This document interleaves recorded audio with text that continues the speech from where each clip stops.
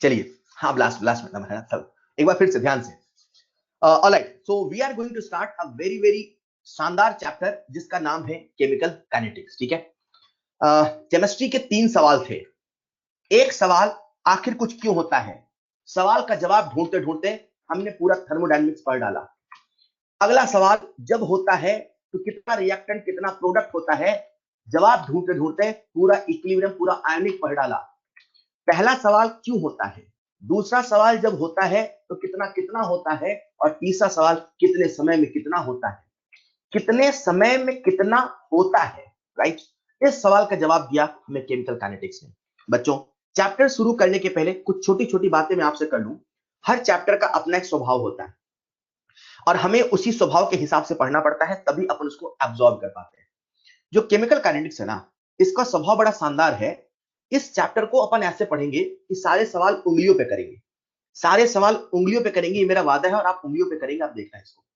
मतलब एक्सरसाइज 1 हम लोग 1 घंटे के अंदर खत्म कर लेते हैं पूरी। एक्सरसाइज 1 के सारे सवाल आप विद इन 1 आवर करेंगे। तो इस चैप्टर में हमें कंसेप्ट तो समझना है, और कंसेप्ट के साथ साथ वो जो स्पीड कैलकुलेशन करना है वो भी मैं आपको सिखाऊंगा। मतलब सारे सवाल आप फटाफट करेंगे, यही हमारा टारगेट है। तो चैप्टर को फील करते करते हम कैलकुलेशन वाले हिस्से पे भी काम करेंगे।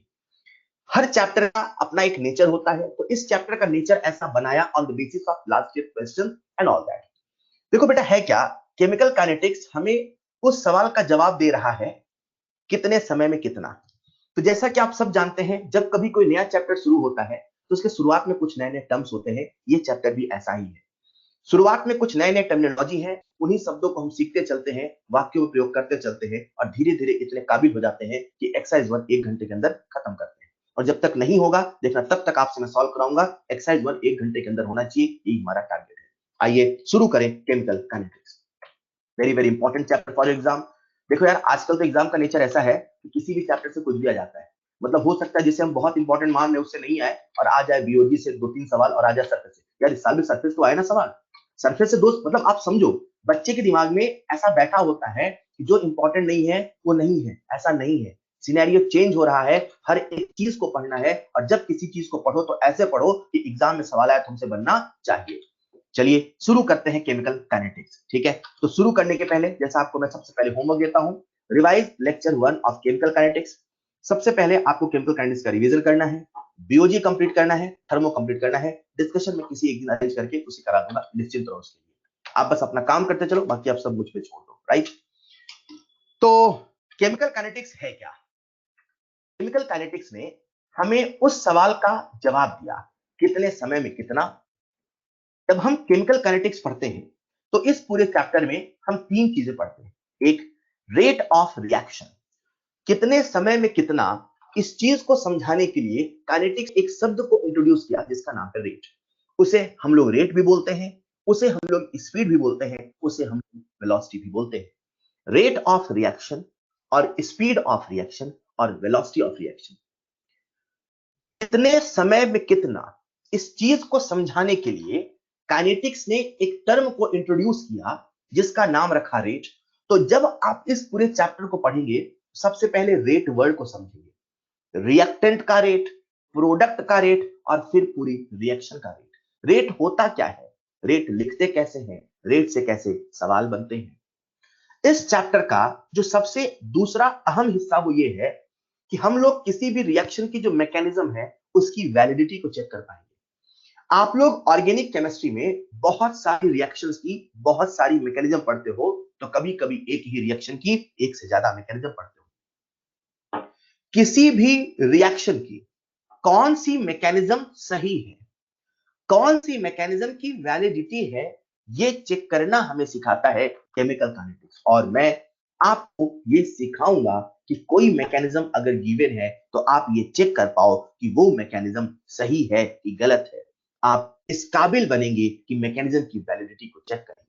So what is chemical kinetics? Chemical kinetics chemistry, physical chemistry की वो ब्रांच है जिसमें हम rate of reaction, mechanism by which the reaction proceed and factors affecting rate of reaction को पढ़ेंगे। यानी कि मैं ऐसे कह सकता हूं, इस चैप्टर को हम 3 सेक्शन में डिवाइड करेंगे। ये होगा हमारा पहला सेक्शन, ये होगा दूसरा सेक्शन, और ये होगा तीसरा सेक्शन। इन 3 सेक्शन में हम इस पूरे चैप्टर को पढ़ते हैं। क्लियर?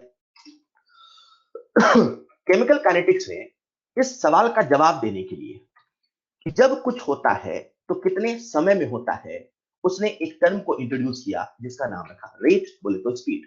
और स्पीड के बेसिस पे, रेट के बेसिस पे दुनिया की सभी रिएक्शंस को 3 तरीके से क्लासिफाई किया।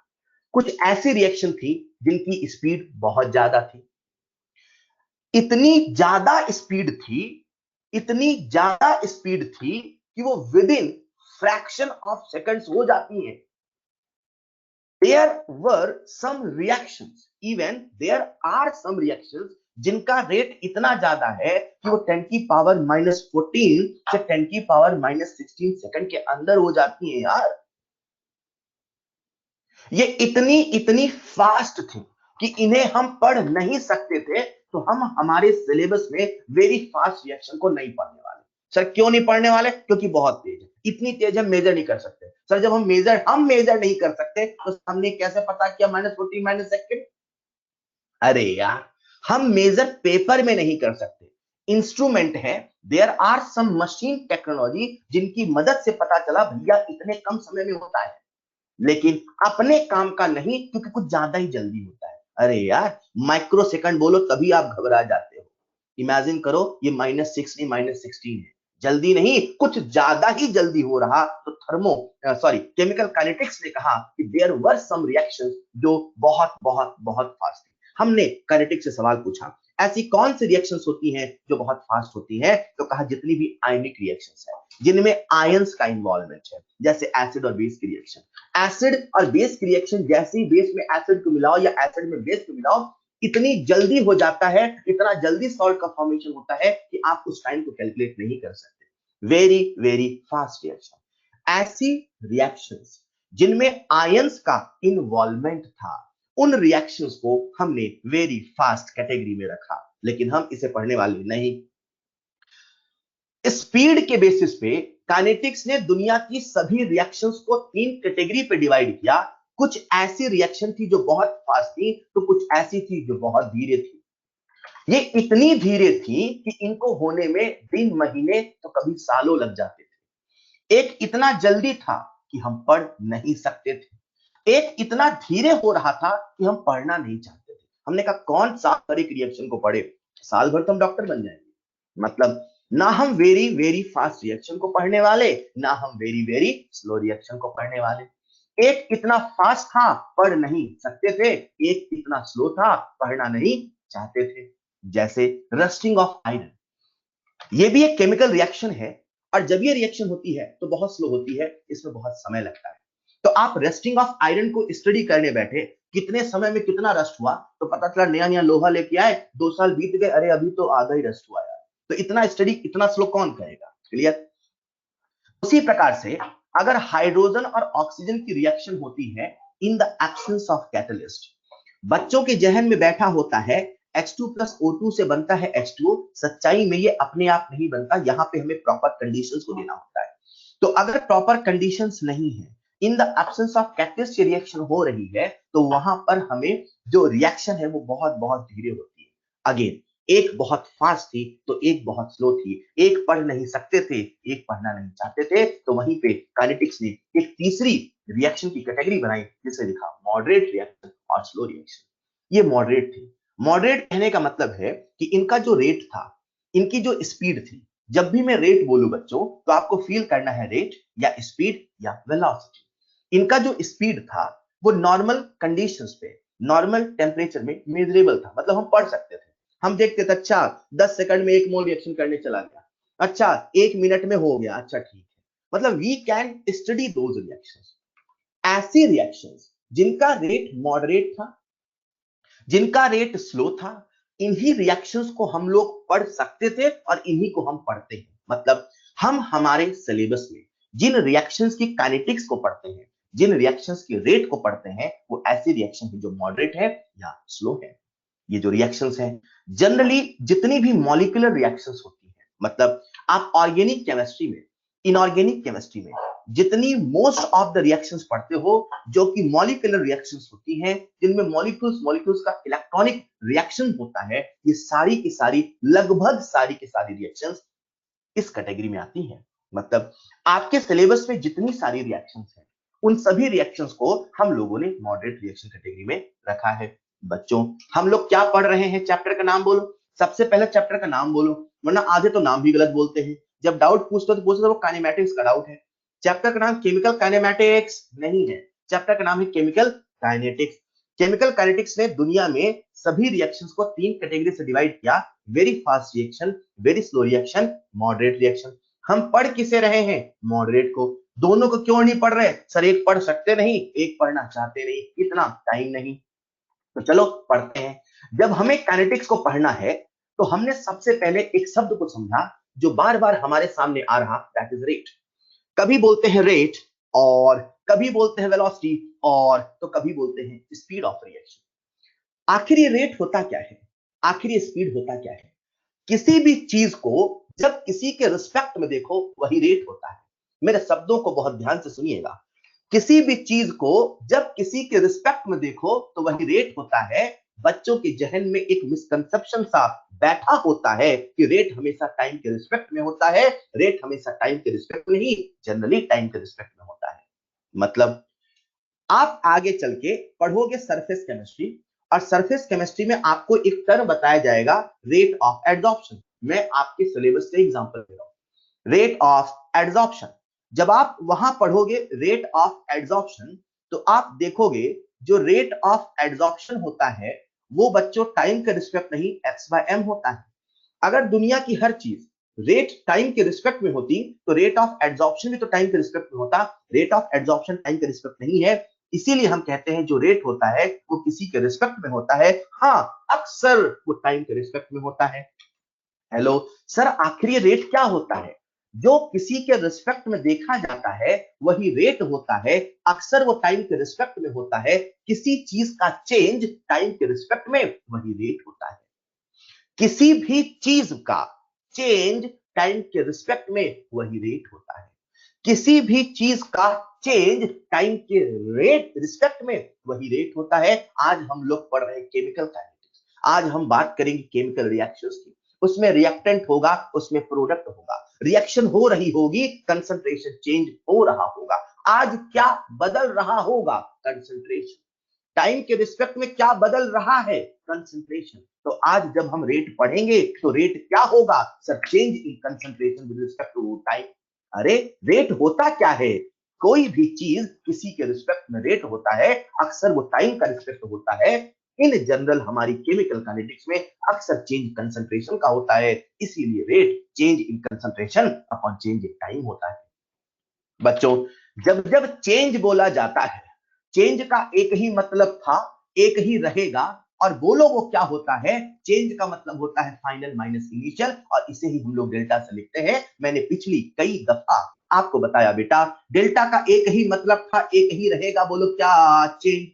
और चेंज का एक ही मतलब था, है, रहेगा, बोलो क्या, फाइनल माइनस इनिशियल। इसीलिए हमने रेट को डिफाइन किया, change in concentration upon change in time. तो उसे जब मैथमेटिक्स की शक्ल दी तो लिखा delta C by delta T. अब जो चेंज है वो फाइनल माइनस इनिशियल है। फाइनल कभी छोटा तो कभी बड़ा होगा, तो रेट कभी पॉजिटिव तो कभी निगेटिव होगा, साइन के साथ आएगा।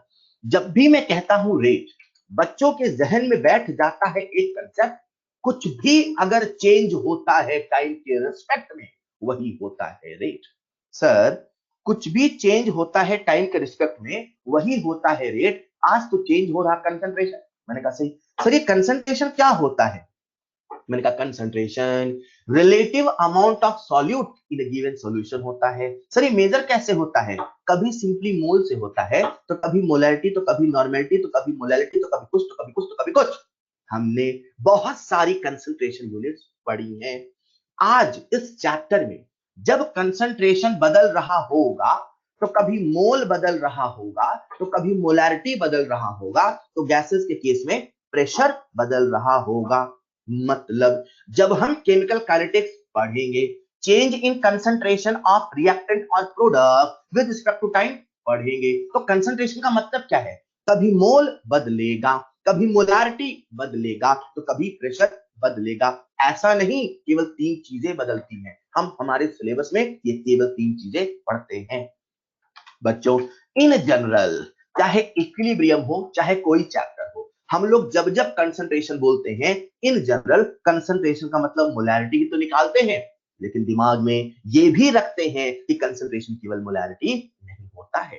अगर कंसंट्रेशन का जनरल मतलब मोलैरिटी होता है, तो बच्चों रेट की यूनिट क्या होनी चाहिए? Molarity per unit time. Molarity की यूनिट क्या होती है? आप सब जानते हैं, मोल पर लीटर। मतलब जैसा टाइम का यूनिट होगा उसी के हिसाब से रेट का यूनिट होगा। कभी मोल पर लीटर पर सेकंड, तो कभी मोल पर लीटर तो पर मिनट, तो कभी कुछ होगा। सवाल है ये रेट क्या है? Change in something, change in anything with respect to time, यही रेट है बच्चों। जैसे मैंने कहा किसी भी चीज का change with respect to time, तो जो टाइम का रिस्पेक्ट है, राइट, टाइम के रिस्पेक्ट में चीजें डिफाइन है। अगर आप इसे फील करो तो ऐसे फील कर सकते हो जैसे आपकी फिजिक्स का स्पीड होता है, वैसे ही रिएक्शन का रेट होता है। स्पीड किसी गाड़ी किसी मोटर का होता है, तो रिएक्शन का रेट होता है। सर हमने तो वहां पढ़ा जो स्पीड होता है वो दो तरीके का होता है। अरे वहां स्पीड दो तरीके का है तो यहाँ भी दो तरीके का है। क्या बात कर रहे हो? क्योंकि रेट तो स्पीड ही है, बस फर्क इतना है ये रिएक्शन की स्पीड है। रिएक्शन किस रफ्तार से हो रही है, रिएक्शन में चीजें किस रफ्तार से बदल रही हैं, यही तो केमिकल काइनेटिक्स का फील है, कितने टाइम में कितना हो रहा है। जिस प्रकार से स्पीड दो प्रकार का होता है, उसी प्रकार से जो रेट ऑफ रिएक्शन होता है वो भी दो प्रकार का होता है। कभी एवरेज रेट ऑफ रिएक्शन तो कभी इंस्टेंटेनियस होता है। जिस प्रकार से एवरेज स्पीड और इंस्टेंटेनियस स्पीड होता है, ठीक उसी प्रकार से एवरेज रेट और इंस्टेंटेनियस रेट होता है। चलो एक एक करके समझते हैं आखिर ये क्या होता है। आओ सबसे पहले बात करते हैं एवरेज रेट की। बच्चों आप सब ने फिजिक्स में ऐसा पढ़ा होगा, ठीक है, कि जब कभी स्पीड मेजरेबल टाइम इंटरवल में मेजर होती है उसे ही एवरेज स्पीड कहते हैं। मेजरेबल टाइम इंटरवल का मतलब आपको पता होगा। बच्चों आप सबसे मैं एक सवाल पूछता हूं, आपको जवाब देना है। मान लीजिए पल भर के लिए आप सब कोटा में हैं, मान लीजिए, और आपको कोटा से जयपुर जाना है, मान लीजिए। आपने कोटा से अपना सफर शुरू किया 10 बजे, मान लीजिए। आपके पास एक अच्छी वाली बाइक है, मान लीजिए। आपके बाइक की रफ्तार जितनी चाहे उतनी है, मान लीजिए। आप 10 बजे कोटा से चलते हैं, 12 बजे जयपुर पहुंच जाते हैं, मान लीजिए। जैसे आप जयपुर पहुंचते हैं वहां आपकी मुलाकात मुझसे होती है, मान लीजिए। जैसे आप मुझसे मिलते हैं, मैंने आपसे एक सवाल पूछा, जैसे आप मुझसे मिलते हैं मैंने आपसे एक सवाल पूछा, बेटा बताओ आपकी स्पीड क्या थी? आप सबने, क्योंकि आपने फिजिक्स में पढ़ा है तो मान के चलो आप जवाब दे दोगे। क्योंकि आप सबने फिजिक्स पढ़ा है, मैंने आपसे पूछा आपकी स्पीड क्या थी, तो आपने मुझे जवाब दिया 10 बजे चले 12 बजे पहुंच गए। और कोटा से जयपुर की डिस्टेंस है लेट से 200 किलोमीटर। कितनी डिस्टेंस है? 200 किलोमीटर। तो आपने कहा सर 200 किलोमीटर 2 घंटे में, तो सर हमारी जो स्पीड है वो है 100 किलोमीटर पर आवर। ये जो आपने मुझे स्पीड बताई बेटा, 2 घंटे की एवरेज स्पीड बताई। मतलब अगर आपने कहा कि सर हमारी स्पीड थी 100 किलोमीटर पर आवर, तो ये कहने का मतलब था, तो ये कहने का मतलब था ऑन एन एवरेज हमारी गाड़ी 100 की रफ्तार से चली। मतलब इसका ये तो नहीं था हर पल हर सेकंड हर मिनट आपकी गाड़ी 100 की रफ्तार से चली, नहीं ऐसा नहीं था। ऑन एन एवरेज 100 था। कभी आपकी गाड़ी 150 होगी, कभी कुछ कभी कुछ कभी कुछ होगी, ऐसा रिएक्शन में होता है। कभी एक सेकंड में हो सकता है 2 मोल चले गए, तो कभी हो सकता है अगले सेकंड में 1 मोल आए। तो ऐसा ऐसा करके ऑन एन एवरेज जो एक एवरेज होता है एक टाइम इंटरवल में होता है। जब कभी हम एक मेजरेबल टाइम इंटरवल में रेट को निकालते हैं वो एवरेज होता है। ठीक वैसा जैसा स्पीड आपने कहा वो एवरेज है, मतलब वो ऑन एन एवरेज है। हो सकता है कहीं आप बीच में रुके हो सकता है कहीं आप बीच में नाश्ता वास्ता किया हो सकता है कहीं बीच में गाड़ी की स्पीड 0 हो सकता है कहीं 150 कहीं 200 हो। ऑन एन एवरेज आपकी स्पीड 100 है।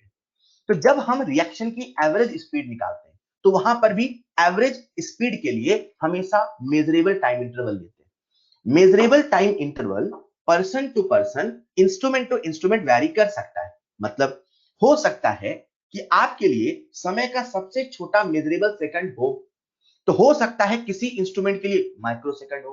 कौन कितना टाइम का छोटा इंटरवल मेजर कर सकता है उसके लिए मेजरेबल टाइम डिफाइन होता है। लेकिन इसे इस चीज को ऐसे समझते हैं बच्चों, मान लीजिए हमारे सामने ये ग्राफ है, सुनिएगा ध्यान से। मान लेते हैं हमारे सामने एक रिएक्शन है जिसमें ए से बी बन रहा है, जो ए है वो एक रिएक्टेंट है और जो बी है वो प्रोडक्ट है।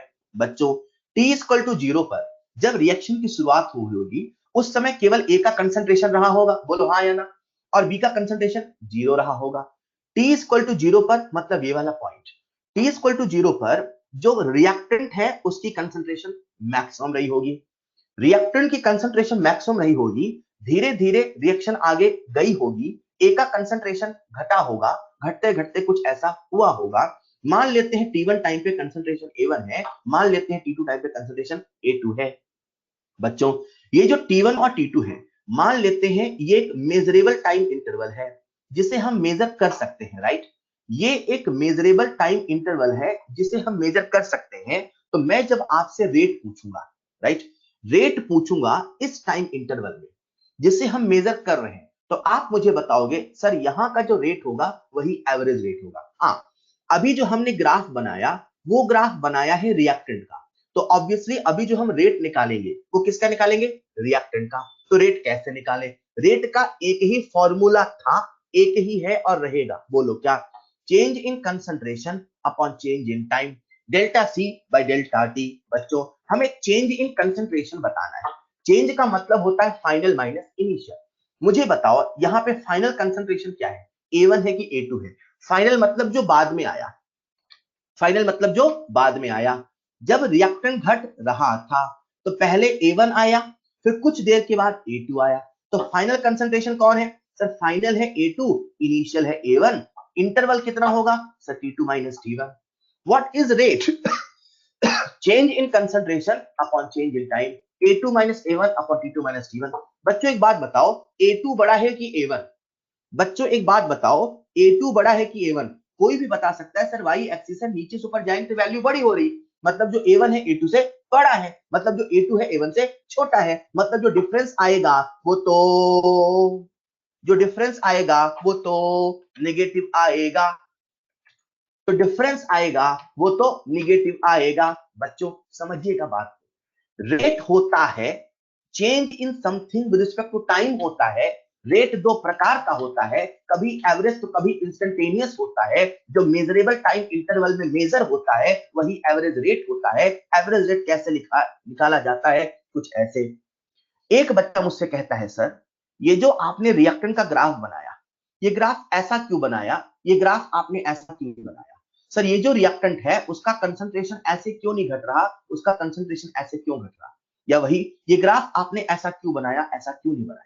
मैंने उस बच्चे को जवाब दिया, देखता हूं आपको समझ में आता है कि नहीं। मेरा जवाब था, जरा सुनिएगा ध्यान से, आप सबने सम बेसिक मैथमेटिक्स टूल लिया, पढ़ लिया है, इसीलिए मैं आपको ये जवाब दे रहा हूं, देखते हैं आप समझते कि नहीं। बेटा जो स्ट्रेट लाइन है, बेटा जो स्ट्रेट लाइन है वो भी एक कर्व है, ये स्ट्रेट लाइन है और ये एक कर्व है। जो स्ट्रेट लाइन है वो एक कर्व है, कर्व में सारे तरह के ग्राफ समाये हैं, मतलब ये स्ट्रेट लाइन एक कर्व है, हेलो, ये कर्व में स्ट्रेट लाइन भी हो सकता है। स्ट्रेट लाइन एक कर्व है और ये एक कर्व है, कर्व बना के हमने जनरल बनाया है। ये ग्राफ जो मैंने ऐसे बनाया है ये जनरल रिलेशन को शो करता है, अगर मैं स्ट्रेट लाइन बना देता तो वो एक केस को शो करता। स्ट्रेट लाइन एक कर्व है, कर्व कभी रेक्टेंगुलर हाइपरबोला हो सकता है, तो कभी एक्सपोनेंशियल हो सकता है, कभी स्ट्रेट लाइन, कभी कुछ हो सकता है, वही इस चैप्टर में धीरे धीरे करके आएगा। आज जब मैं आपसे रेट को डिफाइन कर रहा हूं तो जो ग्राफ मैंने आपके सामने बनाया वो एक जनरल ग्राफ है, हो सकता है वो स्ट्रेट लाइन हो सकता है वो रेक्टेंगुलर हाइपरबोला हो सकता है वो कुछ भी हो। कहने का मतलब ये है मैंने एक जनरल केस बनाया, इसलिए मैंने एक कर्व बनाया। अगर मैं स्ट्रेट लाइन बनाता तो मैं कह देता वो एक केस है, मैं किसी केस की बात नहीं कर रहा हूं, मैं जनरल बातें कर रहा हूं। क्लियर। हमने इस रिएक्टेंट के लिए रेट का एक्सप्रेशन लिखा तो आता है minus delta A by delta T. एक बच्चे ने मुझसे फिर डाउट पूछा, बोले सर एक बात बताओ रेट क्या होता है। मैंने कहा रेट होता है change in concentration with respect to time. Sir rate का मतलब तो change with respect to time है। मैंने कहा हाँ। सर ये बताओ जो रेट है वो change in something with respect to time है, सर वो है तो चेंज है ना। मैंने कहा सही बात है। सर जो चेंज है वो फिजिकल चीज है कि हाइपोथेटिकल चीज है? मैंने कहा फिजिकल चीज है। सर फिजिकल चीज कभी निगेटिव होती है? मैंने कहा नहीं होती। सर फिजिकल चीज जो रेट है वो एक फिजिकल क्वांटिटी है, और सर हम सब जानते हैं कि फिजिकल क्वांटिटी निगेटिव नहीं होती, तो सर फिर रेट निगेटिव क्यों आया? मैंने कहा हेलो हेलो हेलो, रेट जो कि फिजिकल क्वांटिटी है वो निगेटिव नहीं होता, ये बिल्कुल सच है, और रेट निगेटिव नहीं है। अगर फिजिकल क्वांटिटी के पहले कभी निगेटिव साइन आता है तो वो एक संदेश लेके आता है, वो एक मैसेज लेके आता है, वो एक सिग्निफिकेंस लेके आता है। फिजिकल चीजें कभी निगेटिव नहीं होती। अगर फिजिकल चीज के पहले निगेटिव लगी है तो उसका एक मैसेज है, उसका एक संदेश है, और संदेश यहाँ पे ये है कि यहाँ पे जो कंसंट्रेशन है वो टाइम के रिस्पेक्ट में घट रहा है। मतलब आज अगर किसी भी रेट के पहले माइनस साइन लगा है तो आपको इसका मतलब समझना है concentration is decreasing with respect to time. Concentration is decreasing with respect to time. Rate physical quantity था, है, रहेगा, और जो फिजिकल क्वांटिटी होती है वो कभी निगेटिव नहीं होती। अगर आज ये निगेटिव है तो एक मैसेज लेके आई है, और मैसेज है कि something is decreasing with respect to time. Okay sir, change in something with respect to time. Reactant का निकाला तो सब प्रोडक्ट का निकाल ले क्या? मैं का निकाल लेते हैं। तो चलो बनाते हैं ग्राफ प्रोडक्ट का। बच्चों अब हम प्रोडक्ट का ग्राफ बना रहे हैं, कंसंट्रेशन वर्सेस टाइम का ग्राफ बना रहे हैं। बच्चों ये बताओ t इक्वल टू 0 पर प्रोडक्ट का अस्तित्व था कि नहीं था? साहब नहीं था। ग्राफ 0 से शुरू होगा ऊपर से? सर नहीं था। तो 0 से अगर मान लो थोड़ा बहुत प्रोडक्ट होता तो ऊपर से। हम मान के चल रहे हैं t इक्वल टू 0 पर जो प्रोडक्ट है उसका कोई अस्तित्व नहीं था। t इक्वल टू 0 पर प्रोडक्ट नहीं था तो धीरे धीरे बढ़ता जाएगा, ग्राफ कुछ ऐसा आएगा। साहब बिल्कुल आएगा। स्ट्रेट लाइन बनाओ कि कर्व बनाओ? सर कर्व बना दो, एक कर्व में सारे कर्व समाये हैं। कर्व जनरल है, स्ट्रेट लाइन एक केस है, इसलिए मैंने स्ट्रेट लाइन नहीं एक कर्व बनाया। चलो निकालते हैं रेट। सर रेट निकालना है एवरेज, तो हमें निकालना होगा एक इंटरवल टाइम का जो कि मेजरेबल हो। मान लेते हैं ये हमारा है बच्चों t1 टाइम, मान लेते हैं बच्चों ये हमारा है t2 टाइम। t1 टाइम पे कंसंट्रेशन है b1, t2 टाइम पे कंसंट्रेशन है b2। मैं आप सबसे पूछ रहा हूं रेट कैसे निकाले? रेट का फॉर्मूला क्या है? बोलो, बोलोगे तभी मजा आएगा। रेट का फॉर्मूला क्या है? बोलो। रेट का फॉर्मूला है change in concentration with respect to time, delta C by delta T. एक ही फॉर्मूला होता है, एक ही रहेगा। डेल्टा का मतलब चेंज होता है, और चेंज का मतलब फाइनल माइनस इनिशियल होता है। बोलो फाइनल क्या है? b1 की b2। बाद में क्या आया? b1 की b2। सर b2 पहले क्या है? b1 t2 minus t1। बोलो b2 बड़ा की b1? b2। बोलो पॉजिटिव की negative? Positive. Delta base bye delta T चलेगा? साहब चलेगा। अरे सुनो ना यार, रेट पॉजिटिव है। सर रेट पॉजिटिव ही आना चाहिए, रेट पॉजिटिव ही होता है, वो तो चेंज होता है। अरे बदला तो बदला, नहीं बदला तो 0 हुआ। हेलो, आपने कहा जो रेट है, फील करना थोड़ा सा, आपने कहा जो रेट है वो है 1 मोल पर सेकंड। अरे तो 1 सेकंड में 1 मोल बदला, 1 सेकंड में 1 मोल बदला। अब वो बदला घटा कि बढ़ा? माइनस। अरे घट गया, प्लस, अरे बढ़ गया। तो माइनस और प्लस एक साइन है जो हमें संदेश देता है कि कौन घट रहा है, कौन बढ़ रहा है। मतलब रेट जो कि फिजिकल क्वांटिटी है वो कभी नेगेटिव नहीं हो सकता। बस नेगेटिव आज है क्योंकि वो एक मैसेज दे रहा, वो एक संदेश दे रहा। Here, negative or positive side implies something is decreasing with respect to time and something increasing with respect to time. बच्चों ठीक है, कंसंट्रेशन का चेंज पॉजिटिव हो सकता है, नेगेटिव हो सकता है, लेकिन जो ROR है, जिसे हम लोग कह रहे हैं रेट ऑफ रिएक्शन, वो हमेशा ही पॉजिटिव होगा। जो रेट ऑफ रिएक्शन है वो हमेशा ही पॉजिटिव होगा। हम लोग क्या पढ़ रहे हैं? बोलो बोलो, केमिकल काइनेटिक्स। हमने किसे डिफाइन किया? बोलो बोलो, रेट। रेट क्या होता है? Sir delta C by delta T. Reactant का निकाल लिया, बोलो रिएक्टेंट का निकाल लिया, एवरेज रेट। रिएक्टेंट का निकाल लिया, एवरेज रेट। प्रोडक्ट का निकाल लिया, एवरेज रेट। बोलो बच्चों, रिएक्टेंट का निकाल लिया, एवरेज रेट। प्रोडक्ट का निकाल लिया, एवरेज रेट। रिएक्टेंट का आया minus delta C by delta T, product का आया plus delta C by delta T. क्या रेट कभी निगेटिव होता है? नहीं होता है। तो यहाँ निगेटिव क्यों होता है? सब एक संदेश होता है। वो एक मैसेज होता है, वो एक साइन होता है जो हमें ये बताता है कि वो टाइम के रिस्पेक्ट में घट रहा होता है। अरे वाह, अभी हमने एवरेज रेट निकाला, अब जहन में हमारे इंस्टेंटेनियस रेट का सवाल आया। बच्चों, वही जो जयपुर वाला सफर था, याद है ना? उसी जयपुर वाले सफर में मैंने आपसे अगला सवाल पूछा होता, 10:12:30 पर आपकी स्पीड क्या होगी? जब हमने आपसे पूछा कि स्पीड क्या थी, पहला सवाल, तो आपने मुझे एवरेज बताया, लेकिन अब मैं आपको टाइम का एक इंस्टेंट बता रहा हूं, और ये जो टाइम का इंस्टेंट है, ये हमारे लिए, हमारी घड़ियों के लिए सबसे छोटा इंस्टेंट हो सकता है। एक बच्चा जो कोटा से जयपुर चला था, अपने साथ एक ऐसी घड़ी लेके चला था जिसका नाम था एटॉमिक क्लॉक। अरे छोड़ो, ज्यादा हो गया। एक बच्चा जो कोटा से जयपुर चला था, वो अपने साथ एक घड़ी लेके चला था जो माइक्रो सेकंड तक की यूनिट को पढ़ लेता है। क्या बात है। तो जब मैं उस बच्चे से सवाल पूछता, बेटा तेरी स्पीड 10:12:30 56 माइक्रो सेकंड पे कितनी थी? मेरी बात को समझिएगा। जब घड़ी हमारी सबसे छोटा टाइम इंटरवल 30 सेकंड को पढ़ती थी, तो हमारे लिए सेकंड एक इंस्टेंट हो गया। जब हमारी घड़ी माइक्रो सेकंड वाले इंटरवल को पढ़ती थी, तो हमारे लिए एक इंस्टेंट माइक्रो सेकंड हो गया। सर ये अजीब लग रहा है। मैंने कहा क्या सर, जब सबसे छोटा इंटरवल सेकंड था, तो हमारे लिए इंस्टेंट सेकंड हो गया। मैंने कहा जब सबसे छोटा इंटरवल माइक्रो सेकंड था, तो हमारे लिए सबसे छोटा इंस्टेंट माइक्रो सेकंड हो गया। मैंने कहा सर ये इंस्टेंट होता क्या है, ये पल होता क्या है, ये क्षण होता क्या है, ये मोमेंट होता क्या है? मैंने कहा ये जो पल है, पर्सन टू पर्सन वैरी करता है। किसी के लिए एक पल 1 घंटा हो सकता है, तो किसी के लिए एक पल 1 मिनट तो 1 सेकंड हो सकता है। सर ये इंस्टेंट, ये पल होता क्या है? जरा बच्चे सुनिएगा ध्यान से। मान लीजिए मैंने आपके सामने ये ग्राफ बनाया, इस ग्राफ में यहां से लेके यहां तक का जो आपको मैंने इंटरवल बताया, क्या ये इंटरवल एवरेज है? बोलो। ये जो इंटरवल है T1 से T2, इसे आप मेजर कर सकते हो, तो इस मेजरेबल में जो निकालोगे वो क्या है? एवरेज। लेकिन मुझे इंस्टेंट चाहिए। क्या चाहिए? इंस्टेंट। हाँ ठीक है, एक पल चाहिए, एक क्षण चाहिए, एक पॉइंट चाहिए। ये पॉइंट जो है यही तो इंस्टेंट है, बोलो ना। ये पॉइंट जो है यही तो इंस्टेंट है, बोलो ना। ये पॉइंट जो है यही तो इंस्टेंट है, बोलो ना। ये पॉइंट जो है यही तो इंस्टेंट है, बोलो ना।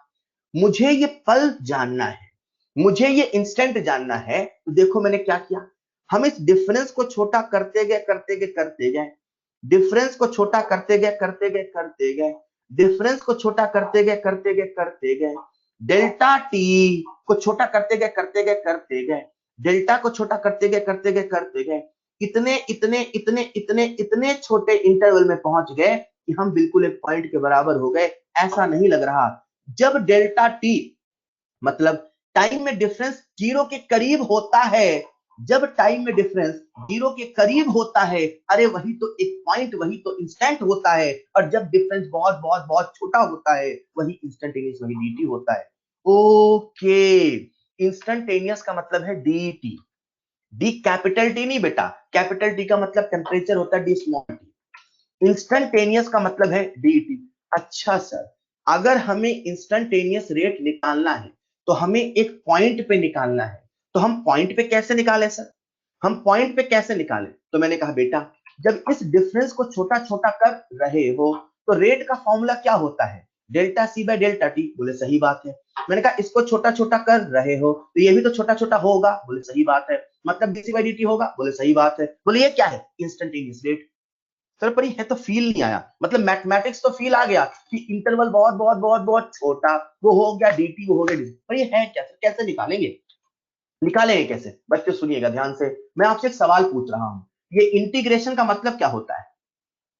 इंटीग्रेशन का मतलब क्या होता है? इंटीग्रेशन का मतलब क्या होता है? समेशन। आपको मैं एक इतिहास की बातें बताता हूं। जो समेशन है ना, समेशन का पहला वर्ड है एस, इसी एस को खींच दिया तो बन गया इंटीग्रेशन का साइन। आप सब जानते हैं इंटीग्रेशन का मतलब होता है समेशन, का मतलब होता है जोड़ना। इंटीग्रेशन मतलब जोड़ना। तो बच्चों मुझे बताओ डिफरेंशिएशन मतलब? बच्चों बोलो ना, डिफरेंशिएशन मतलब, इंटीग्रेशन मतलब जोड़ना। तो डिफरेंशिएशन मतलब जब भी मैं कहता हूं इंटीग्रेशन मतलब जोड़ना, तो बच्चे मुझे कहते हैं डिफरेंशिएशन मतलब तोड़ना, फोड़ना, घटाना, न जाने क्या क्या कहते हैं, जो कि गलत है। फॉर्मूला उल्टा होता है, मतलब उल्टा नहीं होता। कैसे? इंटीग्रेशन का मतलब जोड़ना होता है, डिफरेंशिएशन जिसका मतलब dy बाई dx होता है बच्चों वो स्लोप होता है, बच्चों वो tan थीटा होता है। अरे यार, मैंने आपको सारी मैथ्स की बातें बता दी ताकि वो समझा पाओ जो समझाना चाहता हूं। What I'm going to explain is how to measure instantaneous rate. तो मैंने सबसे पहले समझाया इंस्टेंट होता क्या है। इंस्टेंट बहुत बहुत छोटा इंटरवल होता है, वही dt होता है। अब उस पे रेट निकालें कैसे? तो रेट निकालने के लिए मैंने कहा डिफरेंशिएशन सोचो। सर डिफरेंशिएशन हम क्यों सोचे? क्योंकि डिफरेंशिएशन dy बाई dx होता है। अरे ये c है, ये t है, तो ये dc dt नहीं है? हाँ सर। अरे ऐसा नहीं लग रहा, जो r है वो dc बाई dt लिखा है? अरे हाँ सर। ऐसा नहीं लग रहा dy बाई dx लिखा है? अरे हाँ सर। ऐसा नहीं लग रहा स्लोप लिखा है? अरे हाँ सर। ऐसा नहीं लग रहा tan थीटा लिखा है? अरे हाँ सर। ऐसा नहीं लग रहा डिफरेंशिएट कर दे? अरे हाँ। अच्छा, अगर अपने को इंस्टेंटेनियस रेट निकालना है तो अपन क्या कर दे बच्चों? डिफरेंशिएट। अगर अपने को इंस्टेंटेनियस रेट निकालना है तो अपन क्या कर दे? डिफरेंशिएट। मतलब ये हमारे पास ग्राफ है, मुझे इस पॉइंट पे इंस्टेंटेनियस रेट निकालना है, तो मैं क्या कर दूं? यहां का जो स्लोप है वो निकाल लूं। यहां का जो स्लोप है वो मैं कैसे निकालूं? कुछ ऐसे निकालूं, r equal to dc by dt। जो dc बाई dt है वही dy बाई x है, वही स्लोप है, वही tan थीटा है। अरे सुन रहे हो क्या यार? मतलब सर आप ये कहना चाहते हैं कि जब हम लोग इंस्टेंटेनियस रेट निकालेंगे तो सबसे पहले ग्राफ बनाएंगे? मैंने कहा सही बात है। फिर ग्राफ बनाने के बाद हम उसे डिफरेंशिएट करेंगे? मैंने कहा बिल्कुल है। डिफरेंशिएट करोगे और जिस पॉइंट पे निकालना है उसी पॉइंट का जो स्लोप आएगा वही इंस्टेंटेनियस रेट होगा। इस लेवल का सवाल हमारे एग्जाम में नहीं आता, पर डेफिनेशन बेस्ड सवाल जरूर आता है। r which is equal to dc by dt is equal to dy by dx equal to slope equal tan theta। मतलब अपने को करना क्या है? डिफरेंशिएट। क्लियर? तो अगर अपने को निकालना है इंस्टेंटेनियस रेट तो जिस पॉइंट पे निकालना है उस पॉइंट पे ग्राफ को करो डिफरेंशिएट। बोलो मेरे साथ ही, उस पॉइंट पे ग्राफ को करो डिफरेंशिएट। ग्राफ को करोगे डिफरेंशिएट तो आपको मिल जाएगा इंस्टेंटेनियस रेट। ग्राफ को करोगे उस पॉइंट पे डिफरेंशिएट तो आपको मिल जाएगा इंस्टेंटेनियस रेट। जिसे हम ऐसे भी कहते हैं, आर एवरेज होता है delta C by delta T. तो limit delta T tends to zero, तो जब डेल्टा टी जीरो के बहुत करीब होगा मतलब डिफरेंस बहुत बहुत छोटा होगा, वही तो इंस्टेंटेनियस रेट वही ऐसा होगा। इंस्टेंटेनियस रेट को ऐसे भी लिखते हैं, इंस्टेंटेनियस रेट को ऐसे भी लिखते हैं, इंस्टेंटेनियस रेट को ऐसे भी लिखते हैं। लिखना पढ़ना सीख लेंगे तभी तो बातें करना शुरू करेंगे। बच्चों हम लोग क्या पढ़ रहे हैं? Chemical kinetics. उसमें सबसे पहला वर्ड क्या सीखा? रेट। रेट होता क्या है? Change in something with respect to time. कितने प्रकार का होता है? दो, एक एवरेज होता है, दूसरा इंस्टेंटेनियस होता है। एक मेजरेबल टाइम इंटरवल में एवरेज होता है, एक इंस्टेंट पे इंस्टेंटेनियस होता है। इंस्टेंट पे इंस्टेंटेनियस होता है, इंस्टेंट पे इंस्टेंटेनियस होता है। आओ एक सवाल के माध्यम से समझते हैं किसी भी रिएक्टेंट का, किसी भी प्रोडक्ट का रेट कैसे लिखा जाता है। राइट? तो आप सबके सामने एक सवाल है, लौटता हूं उसमें। 2a प्लस बी से बना 3c प्लस 4d। मुझे आपका ध्यान चाहिए बच्चों, पूरा ध्यान चाहिए, सुनिएगा ध्यान से। 2a प्लस बी से बना 3c प्लस 4d, ठीक है। मान लेते हैं t इक्वल टू 0 पे इसके मोल थे 2, इसके मोल थे 1, इसके मोल थे 0 0। समय बीता, एक समय t आया, 2 में से 2x चला गया, 1 में से x चला गया, तो इसका 3x इसका 4x आया। ऐसा लिखने में किसी बंदे को दिक्कत तो नहीं आया? ऐसा लिखने में किसी बंदे को दिक्कत तो नहीं आया? नहीं आया। चलो ऐसा करते हैं, हम सबका रेट लिखते हैं बच्चों। चलो लिखते हैं रेट ऑफ रिएक्टेंट। बच्चों एक बात बताओ, जो रिएक्टेंट है वो डिसअपियर हो रहा कि अपीयर हो रहा? जो रिएक्टेंट है वो डिसअपियर हो रहा कि अपीयर हो रहा? डिसअपियर। इसीलिए रिएक्टेंट के लिए हम लोग शब्द इस्तेमाल करते हैं डिसअपियर। डिसअपियर जिसे हम शॉर्ट फॉर्म में बोलेंगे आरओडी। आरओडी एक बार बोल के बताओ, रेट ऑफ डिसअपियरेंस ऑफ ए। हमें ए का रेट ऑफ डिसअपियरेंस लिखना है। बच्चों रेट का फॉर्मूला क्या था बोलोगे? Sir delta C by delta T, एक ही फॉर्मूला था, एक ही रहेगा, change in concentration upon change in time. तो कैसे निकाले? सर 2 माइनस 2x माइनस 2, 2 से 2 कट जाएगा, माइनस 2x बाई 2 आएगा। बोलो हाँ या ना? अरे बोलो हाँ या ना, बोलो, अरे बोलो, कुछ गलत लिखा है क्या? पकड़ो जल्दी से, मुझे रेट लिखना है जल्दी से। अरे यार बोलो बोलो बोलो, गलत लिखा है, यही तो मैं चेक कर रहा था कि कितने देर तक आप झेल सकते हो। तो समझ में आ गया, आप थकने लगे हो। अरे माइनस 2x बाई टी आएगा ना यार, हेलो, माइनस 2x बाई 2 कहां से आएगा? रेट का फॉर्मूला क्या है? Change in concentration upon change in time. चलो पूरा लिख देता हूं, पूरा लिख देता हूं, अरे आपके दिमाग पे लोड नहीं पड़ना चाहिए। देखो पूरा लिख रहा हूं मैं, 2 minus 2x minus 2 final minus initial upon t minus 0, तो 2 से 2 कट जाएगा, माइनस 2x बाई टी आएगा। बच्चों रेट ऑफ डिसअपियरेंस ऑफ ए हमने लिख लिया माइनस 2x बाई टी। अब आप मुझे बताओ, आप बताना इस बार, थोड़ा दिमाग लगाओ, rate of disappearance of B क्या होगा? बोलो जरा, B B rate of disappearance of B, B के डिसअपियर होने का रेट बोलो, final minus initial upon time minus X by T. कितने टैलेंटेड हो आप लोग। चलो मुझे बताओ, जो प्रोडक्ट है, जो प्रोडक्ट है वो बन रहा है कि गायब हो रहा? अरे बोलो ना, जो प्रोडक्ट है वो बन रहा कि गायब हो रहा? बोलो ना, बन रहा। तो अपीयर बोले अंग्रेजी में कि डिसअपियर बोले? अपीयर। कभी उसे हम अपीयर बोलते हैं तो कभी हम फॉर्मेशन बोलते हैं। मतलब प्रोडक्ट के लिए ऐसे शब्दों का प्रयोग होता है, कैसे? Rate of appearance of C, appear हो गया। तो चलो बताओ मुझे सी का अपीयरेंस का रेट कितना होगा? 3x by T. अरे बहुत टैलेंटेड हो आप लोग यार। तो अब आप मुझे बताओ, what will be the rate of appearance of D? बोलो, rate of appearance of D बोलो बच्चों, 4x बाई टी। सुनो सुनो सुनो, ये 2x बाई टी क्या है? सर रेट किसका? रिएक्टेंट का। x बाई टी क्या है? रेट किसका? रिएक्टेंट बी का। 3x बाई टी क्या है? रेट किसका? प्रोडक्ट सी का। 4x बाई टी क्या है? रेट किसका? प्रोडक्ट डी का। ए का रेट समझ में आता है, अगर मैं इसे नंबर में बोलता तो ऐसे बोलता, पल भर के सुन ला, मैंने ऐसे बोल दिया RODA बराबर है 2 मोल पर सेकंड। आप इसका क्या मतलब निकालोगे? सर इसका मतलब है एक एक सेकंड में उसके 2-2 मोल जा रहे हैं। मैंने आपसे कहा ROA ऑफ डी है 4 मोल पर सेकंड, इसका क्या फील निकालोगे? सर इसका फील ये है कि जो डी है हर एक सेकंड में 4-4 मोल बन रहा। ए डिसअपियर हो रहा, फील आता है। बी डिसअपियर होता है, फील आता है। सी फॉर्म होता है, फील आता है। डी फॉर्म होता है, फील आता है।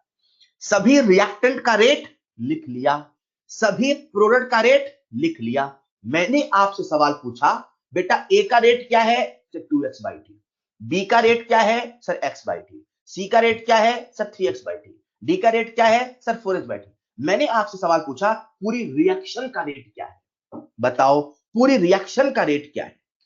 पूरी रिएक्शन का रेट आप मुझे कैसे बताओगे? 2 मिनट और बेटा, बताओ पूरी रिएक्शन का रेट क्या है? क्या आप मुझे बता सकते हो? कैसे बताएं? तो कुछ बच्चे कहते हैं, ऐसा समझो ना यार, ये मान लो 2 मोल होता, ये मान लो 1 मोल होता, मान लो 3 मोल होता, मान लो 4 मोल होता। ए का रेट होता 2 मोल पर सेकंड, इसका होता 1 मोल पर सेकंड, इसका होता 3 मोल पर सेकंड, इसका होता 4 मोल पर सेकंड। मैंने आपसे पूरी रिएक्शन का रेट पूछा, तो आपको इतना तो अंदर से आवाज आई होगी, सर 2 तो नहीं बोल सकते आप, क्योंकि 2 तो ए का है, सर 1 तो बी का है, सर ये तो सी का है, ये तो डी का है। सर पूरी रिएक्शन का रेट एक ऐसा रेट होगा जो पूरी रिएक्शन में चेंज, रेट का फील क्या है? Change with respect to time. तो मुझे एक ऐसा रेट बताना है, मुझे एक ऐसा नंबर बताना है जो पूरी रिएक्शन में कॉमन रूप से चेंज हो रहा। मतलब एक तो 2-2 चेंज हो रहा, बी तो 1-1 चेंज हो रहा, तो सी 3-3 चेंज हो रहा, डी 4-4 चेंज हो रहा। सोचो पूरी रिएक्शन में कॉमन रूप से क्या चेंज हो रहा? सर कॉमन रूप से तो एक है, मतलब चाहे एक ए हो उसमें भी एक का चेंज हुआ, चाहे बी हो उसमें भी एक का चेंज हुआ, चाहे सी हो उसमें भी एक का चेंज हुआ, चाहे डी हो उसमें भी एक का चेंज हुआ। बच्चों अगर मुझे पूरी रिएक्शन का रेट लिखना है, मुझे आप सबका ध्यान चाहिए, तो ये तो हमें समझ में आता है। सर पूरी रिएक्शन का रेट लिखने के लिए हमें एक कॉमन नंबर बताना होगा जो पूरी रिएक्शन में चेंज आता है। बस 2 मिनट और तो मुझे समझ में आ गया। सर जो 2x बाई टी है इसे 2 से डिवाइड करो, सर जो x बाई टी है इसे 1 से डिवाइड करो, सर जो 3x बाई टी है इसे 3 से डिवाइड करो, जो 4x बाई टी है इसे 4 से डिवाइड करो। ऐसा नहीं लग रहा जब हम रेट ऑफ रिएक्शन लिख रहे हैं, -2x/t को 2 से डिवाइड कर रहे हैं, -x/t को 1 से डिवाइड कर रहे हैं, 3x/t को 3 से डिवाइड कर रहे हैं, 4x/t को 4 से डिवाइड कर रहे हैं। ऐसा नहीं लग रहा है ये जो सबकी स्टोइशियोमेट्री है उसी से डिवाइड कर रहे हैं। ऐसा नहीं लग रहा है ये जो सबकी स्टोइशियोमेट्री है उसी से डिवाइड कर रहे हैं। हमने यहां से एक रूल बना लिया, हमने यहां से एक रूल बना लिया, जब जब जब जब किसी रिएक्शन का रेट ऑफ रिएक्शन लिखा जाएगा, जब जब किसी रिएक्शन का रेट ऑफ रिएक्शन लिखा जाएगा, तो रेट ऑफ रिएक्शन कुछ ऐसे लिखा जाएगा, RODA अपॉन उसका स्टोइशियोमेट्री M1। अभी फिलहाल जो हम रिएक्शन ले रहे हैं वो ये ले रहे हैं, M1A plus M2B gives N1P plus N2Q। हमने एक रूल बना लिया, आज से जब जब रेट ऑफ रिएक्शन लिखा जाएगा वो A के रूप में, वो B के रूप में, वो C के रूप में, वो D के रूप में, सबके रूप में लिखा जाएगा। मेरे शब्दों को सुनना, हमने आज से एक रूल बना लिया, जब जब रेट ऑफ रिएक्शन लिखा जाएगा वो A के रूप में, B के रूप में, C के रूप में, D के रूप में, सबके रूप में लिखा जाएगा। बस फर्क इतना है, उसे उसकी स्टोइशियोमेट्री से डिवाइड करा जाएगा। हेलो, आपसे एक आखिरी सवाल पूछ रहा हूं, RODA क्या है? लिखना मत, बस बोल देना। RODA क्या है? Rate of disappearance of A। ये पूरा का पूरा क्या है? Rate of reaction. RODB क्या है? Rate of disappearance of B। ये पूरा का पूरा क्या है? Rate of reaction. ROAC क्या है? Rate of appearance of C। ये पूरा का पूरा क्या है? Rate of reaction. ROAD क्या है? Rate of appearance of D। और ये पूरा का पूरा क्या है? Rate of reaction. अच्छा, मतलब जो रेट ऑफ रिएक्शन है वो किसी भी रिएक्टेंट, किसी भी प्रोडक्ट की मदद से लिखा जा सकता है, बस स्टोइशियोमेट्री से डिवाइड करना है, बस स्टोइशियोमेट्री से डिवाइड करना है, बस स्टोइशियोमेट्री से डिवाइड करना है। मतलब चाहे मैं ऐसा लिख दूं, चाहे मैं ऐसा लिख दूं, चाहे मैं ऐसा लिख दूं, कैसे? ROR बराबर माइनस DA/dt, तो मैं ऐसा लिख देता हूं, कैसे? Minus delta A/ΔT upon M1 बराबर minus delta B/ΔT upon M2 बराबर डेल्टा P/ΔT अपॉन N1 बराबर delta Q/ΔT upon N2। Hello, ये जो आपके सामने लिखा ये रेट ऑफ रिएक्शन है, कभी A के फॉर्म में, तो कभी B के फॉर्म में, तो कभी P के फॉर्म में, तो कभी Q के फॉर्म में। इस प्रकार से आज हम इस काबिल हैं कि किसी भी रिएक्टेंट का रेट लिख सकते हैं। सुनना, किसी भी रिएक्टेंट का रेट लिख सकते हैं, चाहे एवरेज हो चाहे इंस्टेंटेनियस हो। किसी भी प्रोडक्ट का रेट लिख सकते हैं, चाहे एवरेज हो चाहे इंस्टेंटेनियस हो।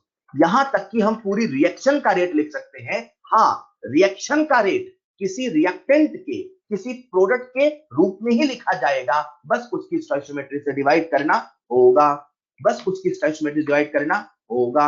आज इतना ही करते हैं, नेक्स्ट क्लास में इसे कंटिन्यू करेंगे। मैं मान के चल रहा हूं आपको ये एक्सप्रेशन लिखना मैंने बता दिया है। यासिर बिल्कुल सही।